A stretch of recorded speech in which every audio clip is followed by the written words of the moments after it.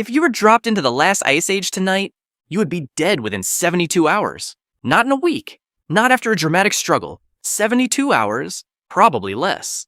Not because they were weak, because they were adaptable in ways that cost them something every time. Because nothing in your entire life has prepared you for what cold actually is when there is no escape from it.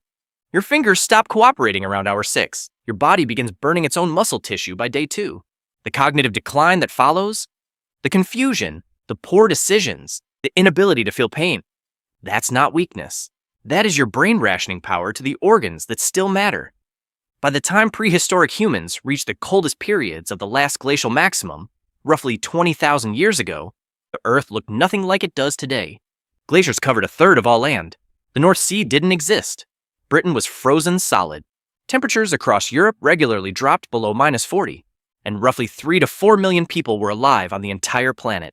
That number is not a typo. The entire human species, every man, woman, child, and elder, fit comfortably inside a single modern city. With that much pressure and that few people, every winter was an extinction event waiting to happen. And the people who survived it didn't do so by being noble. They survived by being willing to do things that would horrify you. Things that were logical, things that were necessary, things that no documentary usually finishes describing. This is the real story of prehistoric winter survival. And by the time you understand what your ancestors actually did to keep the human species alive, you will never look at winter the same way again. 20,000 years ago, the food web worked differently. Humans were not at the top of it. Let that land for a second. The species that would one day build cities, split atoms, and argue at length about coffee temperatures was, at this point in history, mid-table prey. Not quite as vulnerable as a rabbit. Not nearly as dangerous as the things hunting it. Cave lions roamed Europe. They were larger than modern African lions and significantly less afraid of fire. Spotted hyenas in the Ice Age were not the skulking scavengers of today. They were bone-crushing pack hunters operating at a scale that would make modern hyenas look modest. Dire wolves, short-faced bears, cave bears that stood 4 meters tall when upright. Researchers studying predator-prey dynamics during the Pleistocene found skeletal remains of early humans with bite patterns matching large predators. Some ancient campsites show evidence of repeated predator incursion. These were not rare incidents. This was the operating environment. And then winter arrived, and everything got worse. When temperatures dropped, prey animals moved. Herds migrated south or to lower elevations, following whatever grass still existed beneath the snow. The predators followed the herds, and your ancestors had to follow both, the prey to hunt and the predators to avoid. This was not seasonal camping. This was a continuous calculation. Move too far in one direction, you lose the herds. Stay in one place too long, you run out of food. Move too fast, and you exhaust the calories you cannot replace. Paleoanthropologists studying movement patterns from Paleolithic campsites found that some groups relocated every 2 to 3 weeks during peak winter conditions. Every camp was temporary, every fire was precious, every calorie was strategic. And that brings us to the first truly dark thing. The thing that starts with food and ends somewhere considerably less comfortable. Researchers excavating Paleolithic sites across Europe and Central Asia found something consistent and initially puzzling. Enormous quantities of shattered animal bones, processed down far beyond what was needed to extract meat. Not just broken, systematically destroyed. The animals had been butchered completely. Hide removed, tendons extracted, organs consumed, and then the bones themselves cracked open and boiled. Archaeologists at sites, including Przedmosty in the Czech Republic, documented this kind of total resource processing in detail. Every available gram was consumed. This wasn't excess. This was survival mathematics. In extreme cold, the human body burns calories at a rate most modern people never approach. Simply maintaining core body temperature when the outside air is -20 requires roughly twice the caloric input of a normal day. Add physical labor, hunting, moving camp, processing materials, hauling firewood, and the energy demand becomes staggering. Fat was the answer. Not protein, not carbohydrates. Fat. Bone marrow is pure animal fat. It is calorie-dense, it does not freeze quickly, and it can be rendered from bones even after the meat is long gone. Researchers studying nutritional profiles of Ice Age diets found evidence that marrow extraction was one of the primary food processing activities at winter campsites. Not a secondary option, a primary one. This is also why archaeologists found something disturbing at a number of these sites. The processing marks on some bones were not from animal teeth. They were from stone tools, and some of those bones were human. Is the part most history content skips past quickly or avoids entirely? The evidence of survival cannibalism during the Pleistocene is not contested among specialists. It is documented. Skeletal remains at Gough's cave in Somerset, England, dated to approximately 14,700 years ago, show unmistakable evidence of systematic human bone processing, cut marks, percussion damage, marrow extraction. The same processing applied to animal remains applied to human ones. Researchers at the Natural History Museum in London, who analyzed the Gough's cave, remains concluded the processing was deliberate and skilled. His was not panic. This was a practiced response to a survival problem. The polite academic framing is mortuary cannibalism. The accurate description is that when someone in the group died during a starving winter, the calories died with them, and Ice Age humans frequently could not afford to let that happen. Not murder, consumption after death. The distinction matters and should be said plainly. That's a hard thing to sit with, and most of us would prefer not to. But the people who did this were not monsters. They were parents with hungry children and no other option. Which brings us to something even harder to process, because starvation wasn't even the most dangerous winter problem your ancestors faced. Here's where the story usually gets told wrong. Ice Age humans are portrayed as barely surviving, stumbling through a frozen world by luck and brute force. That is not what the archaeological record shows. What it shows is engineering. Systematic, intelligent, multi-generational engineering. Bone needles recovered from Paleolithic sites in southern Russia and Siberia, some dated to over 50,000 years ago, are small enough and precise enough that they were clearly used for tailored clothing, not wrapped hides. Tailored clothing, with fitted seams designed to trap body heat. Researchers studying thermal properties of Paleolithic clothing reconstruction found that a well-made 3-layer fur system, inner layer for insulation, middle layer for moisture management, outer layer for wind resistance, could maintain survivable core temperature at minus 40 degrees Celsius. With that clothing, humans could function. Without it, they were dead in hours. Your ancestors figured this out. From observation, from trial and catastrophic error, from passing knowledge between generations without writing it down. The people who survived were not the strongest. They were the ones who remembered what their grandparents learned, and they innovated beyond clothing.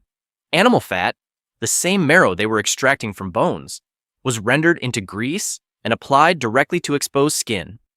Researchers studying traditional cold weather survival techniques in Arctic populations found that fat-based skin barrier treatments measurably reduce heat loss through exposed areas. Ice Age humans were using the same principle. Shelters evolved too. Evidence from sites across Eastern Europe and Siberia shows that some groups built semi-permanent winter structures, using mammoth bones as the primary frame, sometimes incorporating the remains of dozens of individual animals in a single structure. Archaeologists studying sites at Mezhirich in Ukraine found construction patterns consistent with intentional architectural design, with bones interlocked for structural stability. They built houses out of mammoth bones, without metal tools or modern engineering knowledge, and nobody thought to give them much credit for this for about 200 years of archaeology. But the most critical technology wasn't clothing or shelter or bone architecture, it was fire. And fire is where the story gets genuinely dark. Fire in winter was not a comfort. It was the margin between life and death, measured in hours. Without fire, core body temperature drops to lethal levels inside a single night in serious cold. Fire meant warmth, cooked calories, protection from predators, and the social cohesion of a group gathered around a single light source. Lose the fire, lose all of those things simultaneously. Anthropologists studying ancient fire management found evidence that some groups carried burning embers during travel, preserving existing fire rather than relying on the ability to restart it. Striking new fire with flint and tinder in wet, frozen conditions is genuinely difficult even with practice. Let the fire die on a winter march, and you may not get it back. Researchers examining evidence of violent conflict from Paleolithic sites have noted a pattern: skeletal trauma from interpersonal violence clusters during periods associated with resource scarcity, not uniformly distributed across the year, concentrated in seasons and periods where food, warmth, and survival resources were under the most pressure. This is the part of the story that should make you uncomfortable because it suggests something about human nature that we mostly prefer not to examine.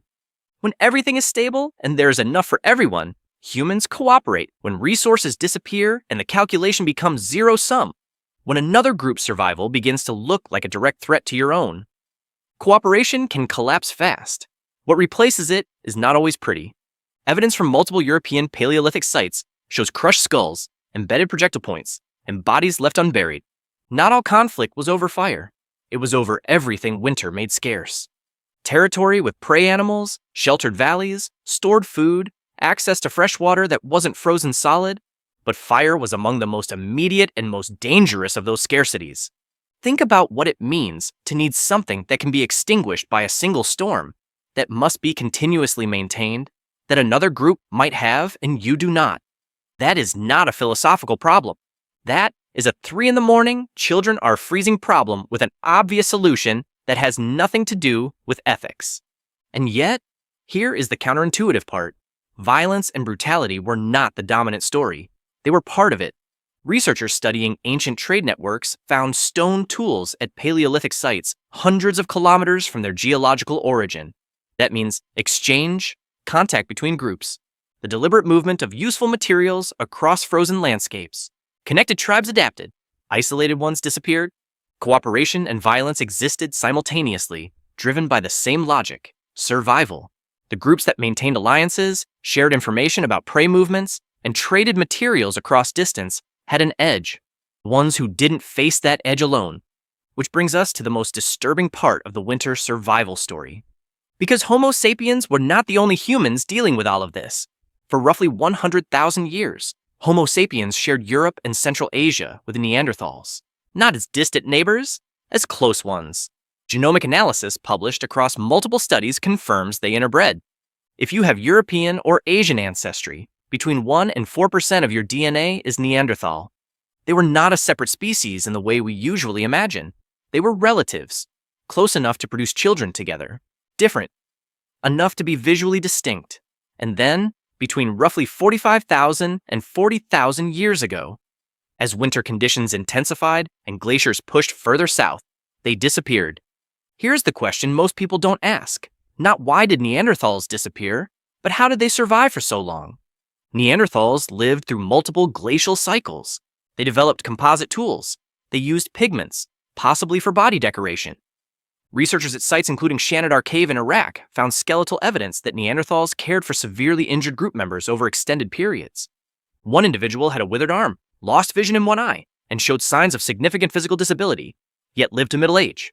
Someone fed them. Someone protected them through multiple winters. That is not primitive behavior. That is sophisticated social organization. So, what happened? Researchers studying the disappearance of Neanderthals had proposed several mechanisms: disease, direct conflict, competition for resources, climate pressure, and most likely some combination of all of them. The Heinrich Event 4, a sudden extreme cooling period roughly 40,000 years ago, correlates almost precisely with the sharpest decline in Neanderthal archaeological evidence. In plain terms, winter got bad enough, fast enough, that a species which had survived for hundreds of thousands of years ran out of margin. The honest version of that story is uncomfortable, because it suggests that Homo sapiens didn't replace Neanderthals by being superior in any meaningful sense. We may have simply been marginally more adaptable in a specific window of time when marginal differences became everything. 100,000 years of survival, then 4 cold decades. That should make the rest of the story feel heavier, because the humans who came through it didn't do so by being better people. They did so by making connections that held when everything else broke. Here's the strange part. The Ice Age is over. The glaciers are gone. You live in a building with heating and a food supply chain that means you have almost certainly never been truly hungry for more than a few hours. And yet, researchers studying the neurological responses of modern humans found that firelight, specifically the flickering, unpredictable light of a real flame, measurably reduces cortisol levels and lowers blood pressure in ways that electric light does not. Your nervous system recognizes fire, not as a danger signal, as a safety signal. Your fear response activates fastest in the dark, and specifically in the kind of dark that exists at the edges of firelight. Researchers studying threat perception found that the visual processing involved in scanning dark perimeters runs faster than conscious thought. That processing was shaped by something something that took place over thousands of winters. Your attraction to warmth is not just physical comfort, it is an ancient survival calculation your body runs automatically. Your anxiety when isolated, the discomfort of being genuinely alone, cut off from other people, is not a modern weakness. Isolation in a winter context was a death sentence. Researchers studying social bonding hormones found that brief isolation triggers measurable physiological stress responses, even in people who consciously enjoy solitude. Your body has its own opinion on being alone. This is what the winter survival story actually is. Not a record of the past, a description of what you are made of. The people who survived all of it, the starvation, the cold, the predators, the conflict, the loss of neighbors they had coexisted with for tens of thousands of years. They survived because they could do things that feel unthinkable to most of us today. Not because they were brutal, not because you're weak. They ate what was in front of them. They moved when they had to. They kept the fire alive when it meant fighting for it. They cared for people who could not care for themselves, even when it was expensive to do so. They passed knowledge to children who had never seen summer, who would not see spring without it. The next time you sit in front of a real fire, wood-burning, unpredictable light, heat you can feel from a distance, notice what your body does. Your heart rate drops, your shoulders lower, your attention narrows, you stare into it. That reaction was not random. It was shaped by every winter your ancestors survived by keeping one small light burning in an enormous cold dark. The fire kept them alive long enough to make you. The least you can do is notice it.